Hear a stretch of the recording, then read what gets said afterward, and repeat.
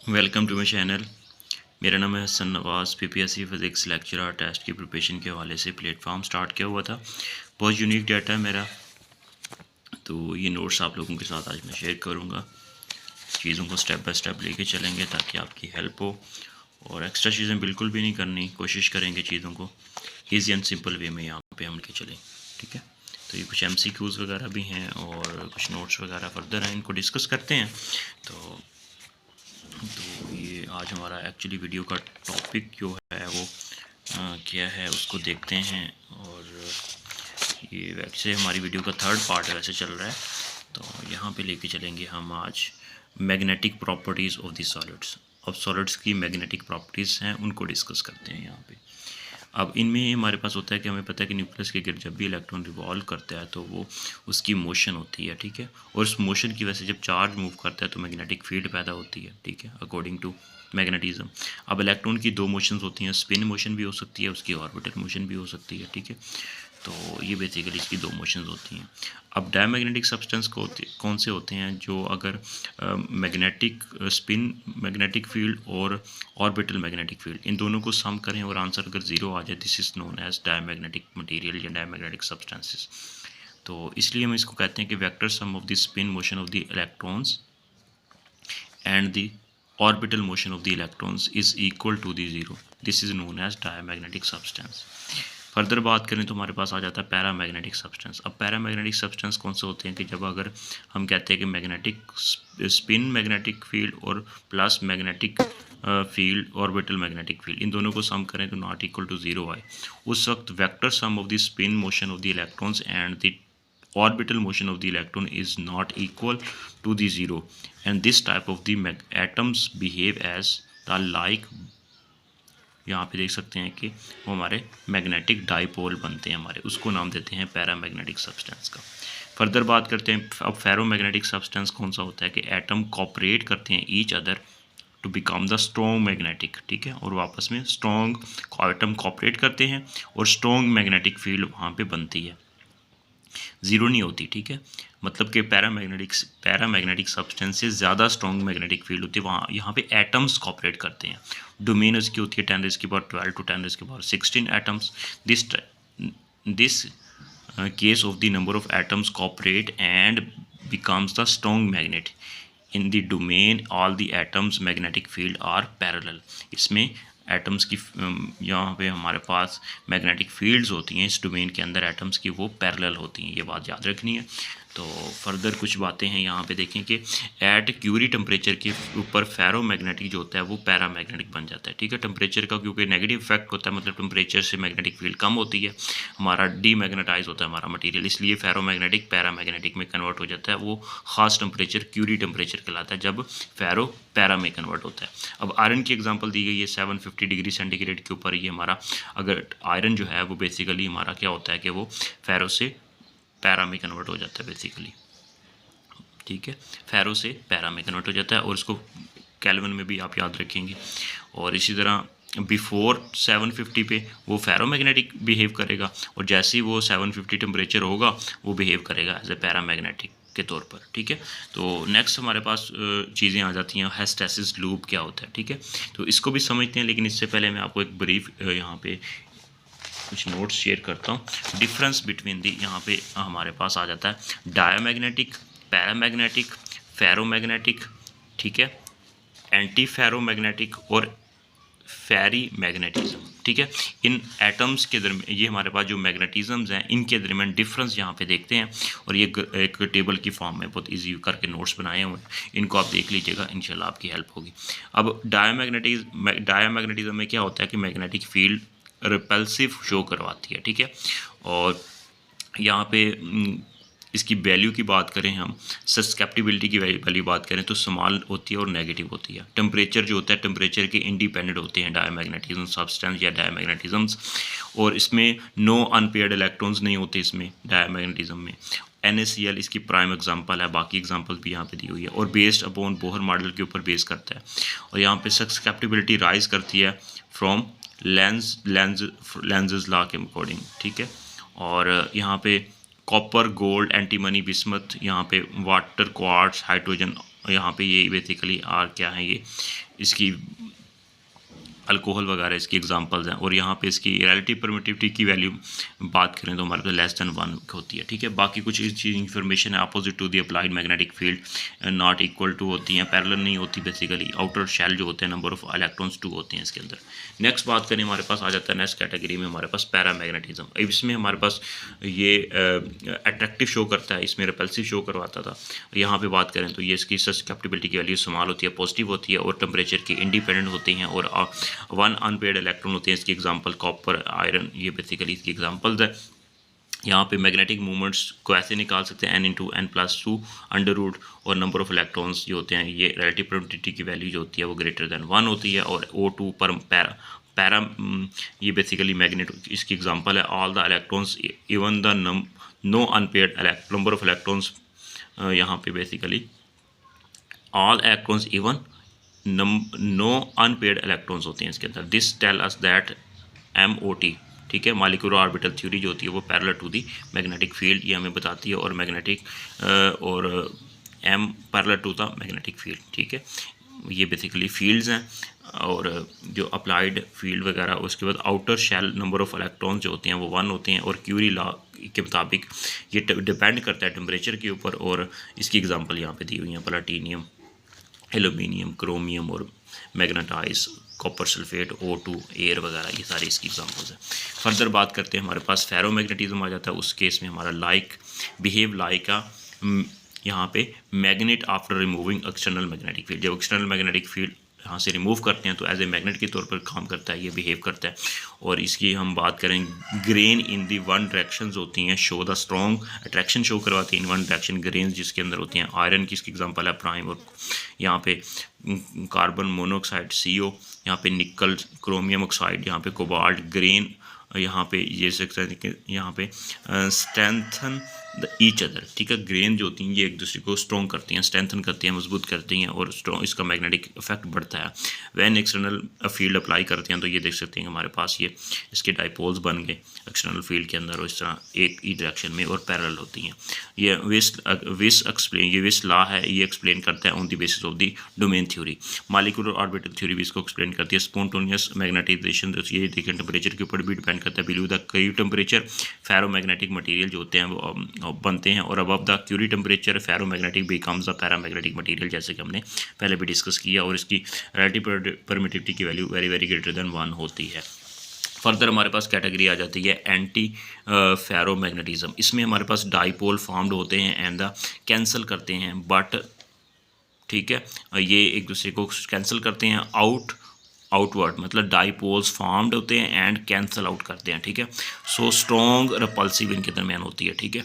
ये आउट का वर्ड लिखा हुआ, ठीक है। और इसकी हम बात करें, सस्केप्टिबिलिटी की वैल्यू जो होती है वो स्मॉल होती है और पॉजिटिव होती है। इसकी एग्जांपल की बात करें, FeO3 प्राइम इसकी एग्जांपल है, बाकी भी इसकी एग्जांपल दी हुई हैं। और डाइपोल मूवमेंट्स की वैल्यू बात करें तो 0 होती है, और इसकी देखें यहाँ पे ये अपोजिट होती हैं, ठीक है। ये डाइपोल मूवमेंट, ये देखें यहाँ पे देखें यहाँ पे डाइपोल्स बनते हैं लेकिन अपोजिट होते हैं और कैंसल आउट कर देते हैं, ठीक है। नेट 0 हो जाएगा। यहाँ पे भी हमने देखा था कि dipole formed and cancel out कर देते हैं, ठीक है। Opposite equal and opposite direction में होते हैं। और यहाँ पे बात करें फर्दर, लास्ट हमारा फेरी मैग्नेटिज्म है ये, ठीक है। अनइक्वल डाइपोल्स होते हैं इसके अंदर, और मूवमेंट्स, डाइपोल मूवमेंट्स होते हैं इसके अंदर, अट्रैक्शन शो करवाते हैं। और इसके अंदर देखेंगे हमारे पास यहाँ पे इक्वल होते हैं लेकिन अपोजिट होते हैं, यहाँ पे अनइक्वल होते हैं, ठीक है।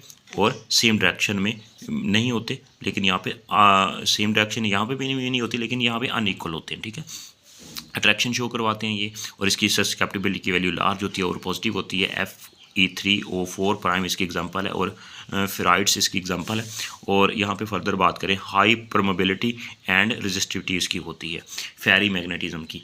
और यहाँ पे देखें कि इसकी ये डोमेन्स, ये देखें ये रैंडम्स होते हैं, ठीक है। ये देखें अपवर्ड डायरेक्शन, इसके बाद डाउनवर्ड डायरेक्शन, अपवर्ड डायरेक्शन, ये बड़ी डोमेन, ये छोटी डोमेन, ये बेसिकली अनइक्वल्स होती हैं, ठीक है। नेट इसके लिए हम कहते हैं कि नेट 0 नहीं होता इसका, ठीक है, बड़ी छोटी होने की वजह से। यहाँ पे इक्वल है लेकिन अपोजिट है, यहाँ पे नेट 0 हो गया इसका, यहाँ इसलिए हम कहते हैं कि यहाँ पे रिपल्शन शो करवाते हैं। तो ये बेसिकली हमारे मैग्नेटिज्म का पोर्शन था। तो ये कुछ चंद पेजेस थे, ये मैंने आप लोगों के साथ यहाँ पे डिस्कस कर लिए हैं। यहाँ पे सस्केप्टिबिलिटी क्या होता है यहाँ पे डिस्कस करता जाऊँ। ये हमारे पास होता है, ये बेसिकली देख सकते हैं कि magnetism produce per unit applied magnetic field M/H। ये अप्लाइड है H मैग्नेटिक फील्ड। यहाँ पे ये काई है, ये बेसिकली सस्केप्टिबिलिटी कहलाता है। इसकी यूनिट की बात करें तो ये स्केलर क्वांटिटी होती है, इसका यूनिट कोई नहीं होता सिमिलर रेशियो की वजह से। और एफ इसकी डिफेक्ट करता है कि किस डायरेक्शन में अप्लाइड कर रहे होते हैं, ये डिपेंड करता है। और टेंसर क्वांटिटी होती है और ये सेम डायरेक्शन हो तो ये स्केलर क्वांटिटी होती है, यहाँ पे देख सकते हैं। और यहाँ पे कुछ इसका रिलेशन है, इसकी आप डेरिवेशंस के तौर पे फॉर्मूला याद रख सकते हैं। ये रिलेटिव परमिटिविटी की वैल्यू हमने पढ़ी, उसकी वैल्यू 1+ ये सस्केप्टिबिलिटी की इक्वल होता है। B=μ0H होता है, ये हमारे पास इक्वेशन आप याद रखेंगे। और इसके बाद ये डिमेंशन लेस होती है और रिलेटिव परमिटिविटी की वैल्यू 1 होती है और ये फ्री स्पेस के लिए। और U की वैल्यू μ0, UR की वैल्यू ये रिलेटिव परमिटिविटी वैल्यू एब्सोल्यूट के लिए यूज़ करते हैं U, और रिलेटिविटी के लिए UR यूज़ करते हैं। और यहाँ पे μ0 जो होता है बेसिकली ये U जो की शेप में जो होता है उसको मैग्नेटिक परमेबिलिटी होती है और ये वेक्टर क्वांटिटी होती है, इसकी वैल्यू होती है ये वाली, ठीक है, 4×10⁻⁷ H पर मीटर, या इसको weber per ampere per metre भी इसको लिखते हैं। ये कुछ हमारे पास basic solid state magnetism in solid से रिलेटेड ये हमारा था।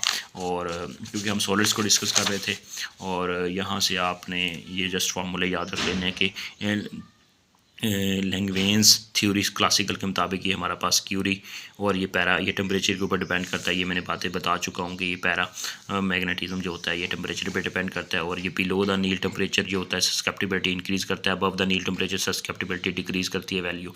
और ये देख सकते हैं कि paramagnetic susceptibility depend upon the inverse of the temperature, इसके मुताबिक ये हमारे देख सकते हैं।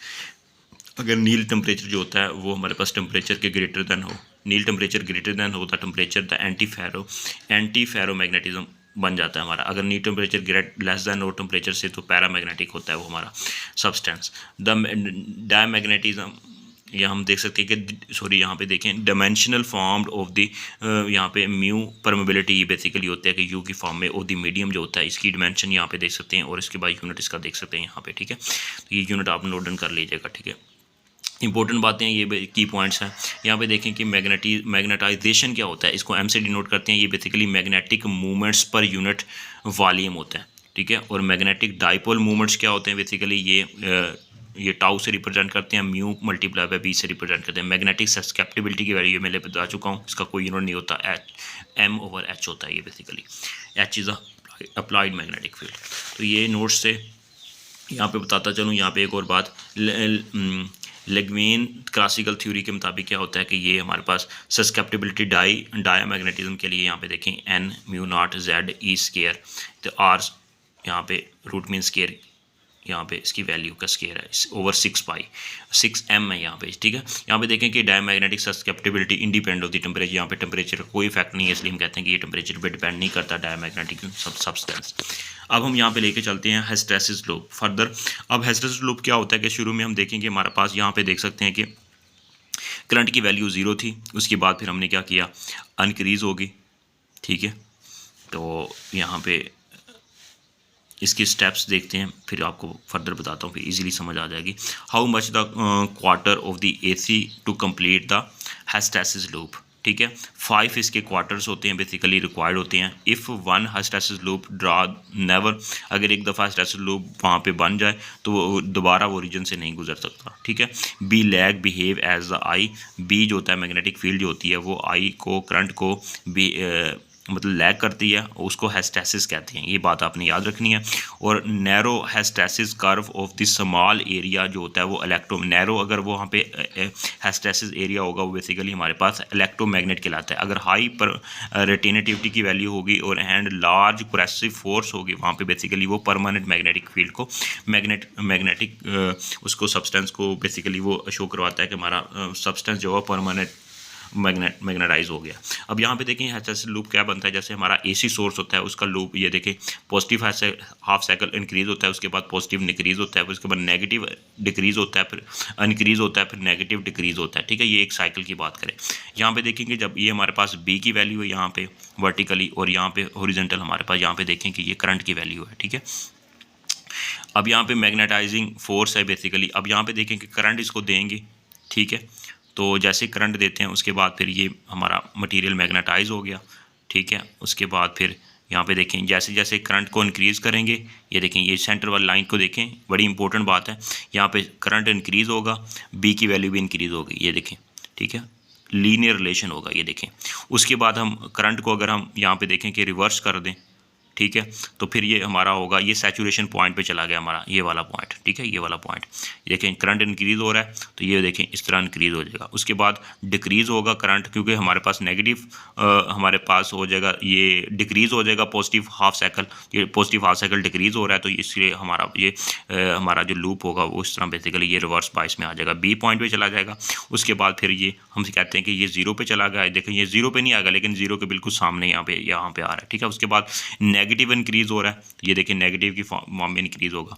फिर हमने देखा कि नेगेटिव डिक्रीज़ हो रहा है, तो यहाँ पे देखिए नेगेटिव की फॉर्म में नीचे चला गया, ये वर्टिकल लाइन से, ये हॉरिजॉन्टल लाइन से ये देखिए नीचे चला गया, ठीक है, वर्टिकली, तो ये डिक्रीज़ हो रहा है। उसके बाद फिर हमने कहा ये यहाँ से फिर वो इंक्रीज़ हो रहा है पॉजिटिव हाफ साइकिल में, यहाँ पे देखें फिर वो पॉजिटिव की तरफ इंक्रीज़ हो रहा है, तो ये बेसिकली यहाँ पे देखें ये वाला फॉर्म, तो ये पूरा साइकिल है, यहाँ से लेकर यहाँ तक एक साइकिल है, यहाँ से यहाँ तक, ठीक है। हमने यहाँ पे बात की जो नेगेटिव हो रहा है वो इंक्रीज़ हो रहा है बी से डी तक, तो यहाँ बी से लेकर यहाँ तक पूरा होगा डी तक इंक्रीज़ होगा, ठीक है। उसके बाद फिर ये पॉजिटिव ये नेगेटिव डिक्रीज़ हो रहा है, यहाँ से ये इंक्रीज़ ये डिक्रीज़, ठीक है। ये देखें पॉजिटिव इंक्रीज़ हो रहा है, फिर पॉजिटिव डिक्रीज़ हो रहा है, ठीक है, फिर नेगेटिव इंक्रीज़ हो रहा है, फिर नेगेटिव डिक्रीज़ हो रहा है, ठीक है। उसके बाद फिर पॉजिटिव यहाँ तक फिर पॉजिटिव इंक्रीज़ हो रहा है, इस तरह एक लूप बन जाता है बेसिकली। अब यहाँ पे जो पॉइंट होता है इसको रिटेनेटिविटी कहते हैं, जहाँ पे आई की वैल्यू जीरो हो जाती है, यहाँ पे देखें आई की वैल्यू जीरो होगी लेकिन बी की वैल्यू जीरो नहीं है, इसको रिटेनेटिविटी कहते हैं। और वो पॉइंट जहाँ पे देखेंगे यहाँ पे हमारे पास बी की वैल्यू जीरो हो गई है लेकिन आई की वैल्यू जीरो नहीं हुई, नॉट इक्वल टू जीरो, इसको क्रेसिटिविटी कहते हैं, ठीक है। ये बात आपने याद रखनी है, इंपॉर्टेंट है। ये रिवर्स साइड है साइकिल हमारा ये, और इसको देख सकते हैं ये अपोजिट है। और ये बेसिकली हमारे पास हिस्टैरिसीस लूप कहलाता है कि जब करंट को इंक्रीज़ करते हैं बी की वैल्यू इंक्रीज़ होती है, जब करंट को डिक्रीज़ करते हैं तो बी की वैल्यू इंक्रीज़ नहीं होती, ठीक है, मतलब या डिक्रीज़ नहीं होती, वो एक दफ़ा उसको रीजन से हम मतलब बाहर निकल के उसके बाद फिर ये दोबारा उस रीजन से नहीं गुजरेगा, मतलब बी की वैल्यू ज़ीरो नहीं होती, इसको रिटेनेटिविटी का नाम देते हैं। तो ये कुछ इंपॉर्टेंट पॉइंट्स थे, ये हमने यहाँ पे डिस्कस किए हैं। तो यहाँ पे आपको बताता चलूँ, यहाँ पे हमारे पास बोहर मैग्नेटोन का फार्मूला है ये, और इसका वैल्यू आपने याद रखनी है, ठीक है, ये वाली वैल्यू याद रख लेनी है। इसको बोहर मैग्नेटोन्स का नाम देते हैं, बोहर और unit of the nuclear magnetic dipole movement जो होती हैं उसको न्यूक्लियर मैग्नेटोन का नाम देते हैं, ठीक है। उसका फार्मूला हमारे पास, ये वैल्यू आपने याद रखनी है, ठीक है। और ये हमारे पास the unit for the magnetic dipole movement for the हमारे पास ये होते हैं, इसको बोहर मैग्नेटोन्स का नाम देते हैं, ठीक है। तो इनकी वैल्यूज़ आपने ये वीडियो को पास करके नोट डाउन कर लेनी है, इंपॉर्टेंट अक्सर पूछी जाती है Bohr magneton and nuclear magneton. उसके बाद कुछ प्रॉपर्टीज़ वगैरह आ जाती हैं सुपर कंडक्टर से रिलेटेड, ये चीज़ें आप लोगों के साथ में डिस्कस कर चुका हूँ। फर्दर आपने यहाँ से पढ़ना तो वीडियो को पास करके इसके बारे में देख सकते हैं कि superconductor show the marginal effect explain on the magnetic field, यहाँ पे explosion of the magnetic field, explain on the magnetic field है बेसिकली। और superconductors repel to the magnetic diamagnetic material जो होते हैं, ठीक है। तो बेसिकली बाकी ये सारी चीज़ें मैंने पहले डिस्कस कर चुका हूँ, इनको वीडियो को पास करके फर्दर अगर आप इसको रीड करना चाहें तो इसको रीड कर सकते हैं, ठीक है। तो उसके बाद फिर ये मैजनर इफेक्ट आ जाता है, ये क्या कहता है इसमें, इसके मुताबिक हमारे पास main properties of the superconductor जो होते हैं वो ज़ीरो रेजिस्टेंस होती है, और इसमें डायमैग्नेटिक बिहेवियर को जो होता है ये बेसिकली एक्सप्लेन करता है।